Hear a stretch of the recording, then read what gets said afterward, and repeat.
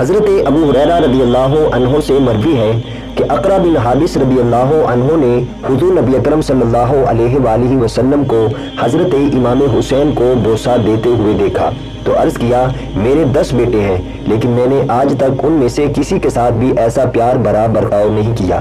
رسول اللہ صلی اللہ علیہ وآلہ وسلم نے فرمایا جو رحم نہیں کرتا اس پر رحم نہیں کیا جاتا۔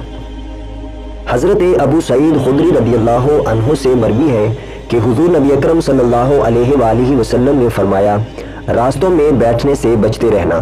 صحابہ کرام نے عرض کیا یا رسول اللہ صلی اللہ علیہ وآلہ وسلم ہمیں ایسی جگہوں پر بیٹھنے کے سوا چارہ کار نہیں کیونکہ ہم بات چیت کرتے ہیں۔ آپ صلی اللہ علیہ وآلہ وسلم نے فرمایا اگر تمہارا راستوں کی مجالس میں بیٹھنا ضروری ہے تو راستے کا حق ادا کرو۔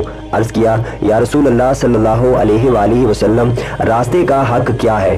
آپ صلی اللہ علیہ وآلہ وسلم نے فرمایا نظر نیچی رکھنا، تکلیف دہ چیز کا راستے سے ہٹا دینا، سلام کا جواب دینا، اچھی باتوں کا حکم کرنا اور بری باتوں سے منع کرنا، یہ راستے کا حق ہے۔